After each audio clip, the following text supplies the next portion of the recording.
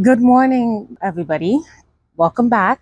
So today we're going to be talking about the 8 curb appeal mistakes that most people make. And you may have a few of these mistakes that you've made in your garden, or you probably haven't started yet, which is even better. And so you have the opportunity to make sure you don't make these mistakes. So number 8 is not repeating plants in the garden. So if you want a really beautiful curb appeal, you want to make sure that people feel as though their eyes are resting on your property. Even though you have plants, it's not too much to look at. It's not fighting for attention. Like each plant has its own way of shining on your property. To do that is you make sure that you repeat plants. I know there are lots of different plants to choose from, and it's really hard to just stick to a few and repeat that in your garden. But the key is choosing 1 or 2 focal plants. Don't make it a jumble. Choose 1 or 2 plants to repeat in your garden.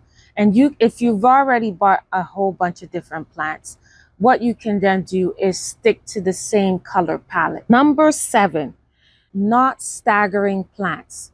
So I find a lot of times people have short plants in the back, tall plants in the front, and that's not how plants are in nature. Like if you go out into the wilderness or any beautiful location in the world, tropical zone or jungle, you'll see that there are tall trees, then there are shrubs, and then there are grasses, and then there are little plants in front. And it just gives each plant an opportunity to shine. So you want to plant your tall plants in the back, medium-sized plants in the middle, and then shorter plants in the front.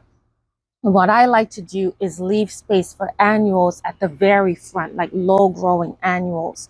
So I will go and buy annuals, and just one annual, one color. If you could do 2 colors. If you're really good, you could do 3 colors or 3 different annuals and but I just like to make my life simple. So you want to make sure tall, medium, small, smallest. If you have huge trees, tree, tall, medium, small, smallest. Okay.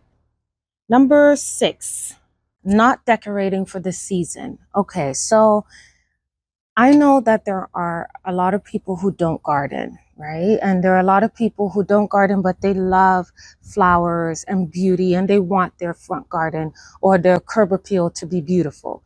So if you want a beautiful curb appeal, what I suggest is start putting things out for each season, or major seasons, like in the spring.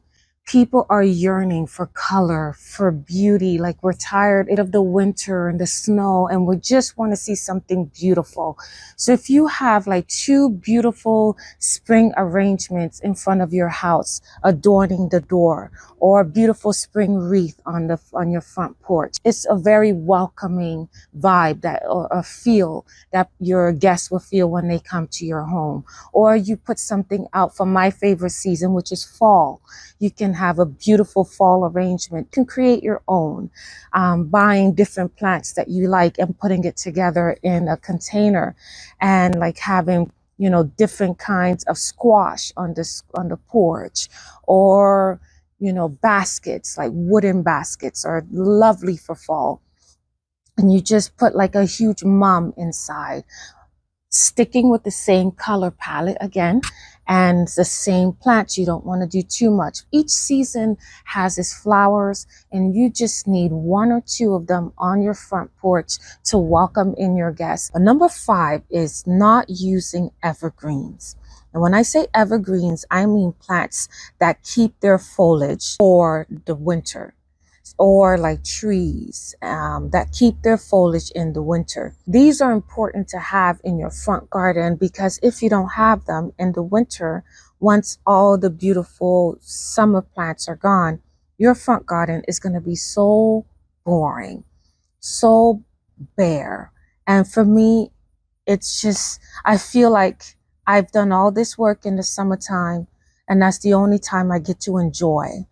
I like to extend my season as much as I can. So getting you some boxwoods, right? Getting you some arborvitaes, Or even if it's a tree, if you have a nice tree in your garden, in your front garden, that is also a beautiful focal point. Even though most trees are not evergreen, they're barches, they're barches, they're branches. When the snow falls on them, it's decorating them. They're beautiful. Just have something out there, even just sculptures or, arbs, anything, but buy some greens, evergreens. Put them in the garden where you would like to place them. They will serve you very well. You'll be very happy in the winter. And they look beautiful with snow on them. Number 4, not planning for winter. So this is what I was talking about in terms of planning and planting dogwoods and evergreens and having some sculptures. Like some people have statuary that they cover up and put away in the winter. But then if you leave them out, I know they would take some years off of the longevity of your statuary. But just imagine that beautiful statue with snow falling down around it. Plan for the winter. Enjoy your space as long as you can, because we only live once. So enjoy it. And I also said short grasses here, and some grasses, short ones, can last through the winter and stay upright. So number 3, no focal point. You want to have structure in your garden. So yes, we want to have colors in similar palettes or palettes that go together. 1 or 2 plants that you repeat in your garden so that we can see that it's kind of cohesive. Then you want a focal point. What do you want your guests to see when they come up to your house? For me, it was the 3 containers that I have. I have 3 concrete containers in front of my house. Before then, I had 2 plastic containers right at my entryway. As soon as you drive past my house, you will see the 2 plastic black containers. They were big.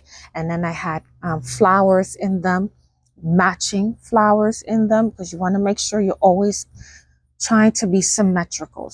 Matching plants within them, a nice wreath. But the focal point at that time were the 2 containers. And you can do that on a small lot or a small front entrance, just having 2 containers there with matching plants in there. That would be a nice focal point. Some people have a fountain in their front garden. How lovely. That's a nice focal point. And you plant at the base of the fountain with some nice, beautiful plantings that are similar. So focal points are very important. Okay, so number 2 is space to rest. So we love plants. I love plants. Or when you're starting a new landscape, you want to just plant it all up. But sometimes there is beauty in just peace. Peace as in not too many things going on. A place for your eyes to rest. And a lot of times that's found in having grass. So I know a lot of people think just take out all the grass and just make it a flower bed, or, make it all gravel. And there's a place for that. But grass allows your eyes to kind of rest from all of the colors, from all of the different statuary, if you have any. It just allows your eyes to reset. For curb appeal, a nice balance. You want plants, you want a focal point, you want things to match, you want different layering, you want a nice color combination, but then leave some grass. It'll give your guests an area. It will feel like everything is coming together as one. Ooh, this is a big one.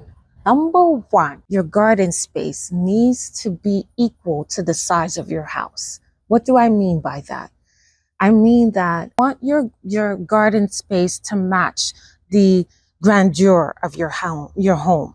So if you have a 2-foot home, 2-story home, or even a bungalow, I'd say, at least a 6-foot bed will be enough to plant as many things as you need to make it match the scale of your home. So leave some space for you to garden, because it looks very strange.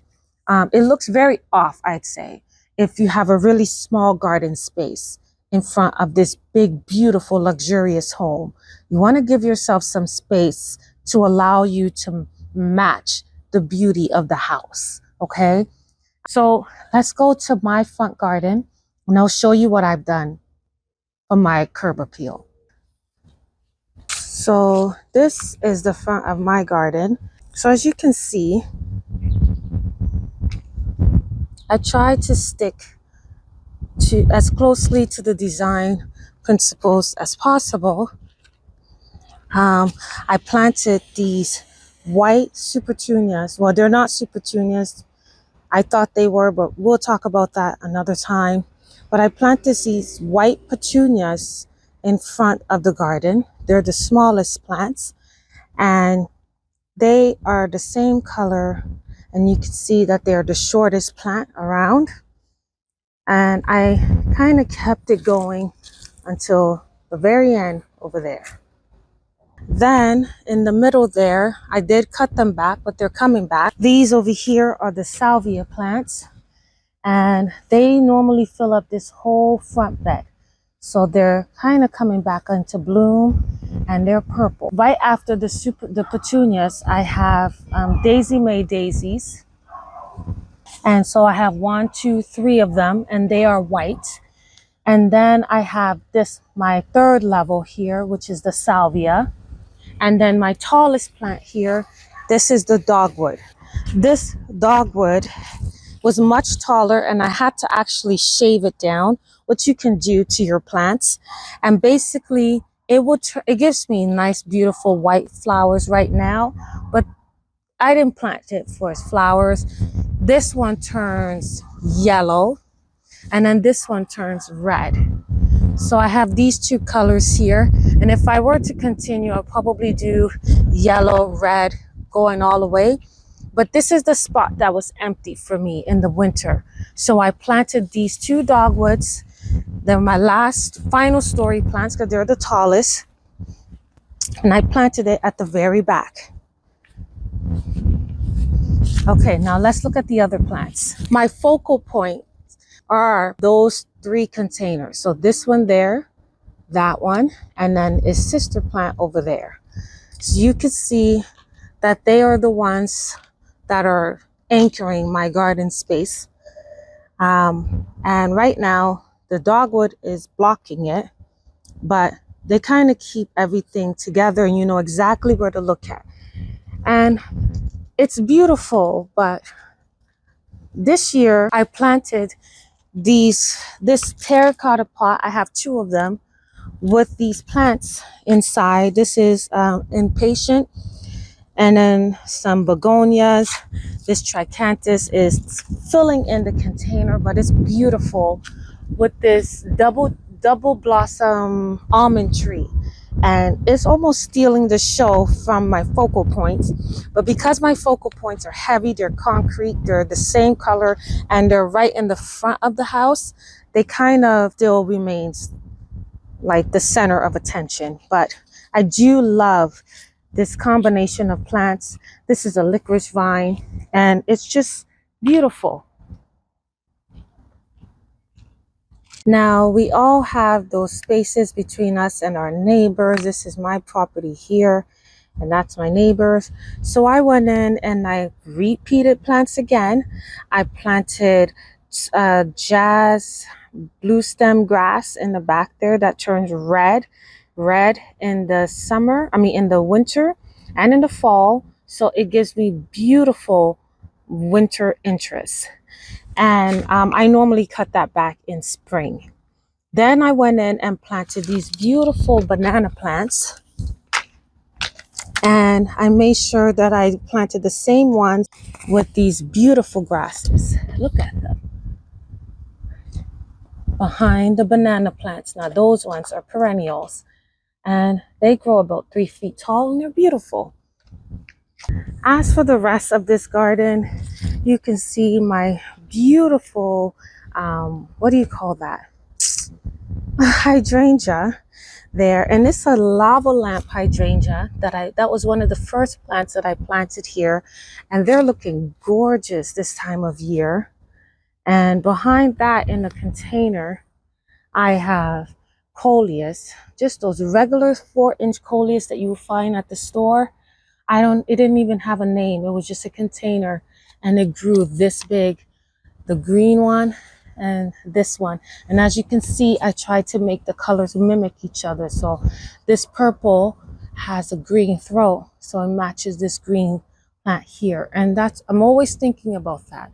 And this is a regular sedum joy plant here. Very beautiful, grown and big and lovely, just on the side of the garden there. And this is an allium that I planted, perennial allium. If I can recall the name of it, I'll put it on the screen because I can't think of it right now. But it's beautiful, and the bees love this plant. And then you can see my evergreen that I planted. This is an arborvitae that I planted, and I just planted one, and it's not blocking any windows, with a nice wreath. I don't know if you can see that nice wreath over there on the front porch. You could also add some seating to your front porch. That also makes it inviting. So I have two of the same kinds of seating on the front porch there, one there and the other on the other side. I don't know if you can see it, but it's there. So I hope this gave you some ideas as to what you could do to your front garden and give yourself some beautiful curb appeal. So that's it, guys. Blessings and good luck on your garden, and I'll see you again next time. Bye.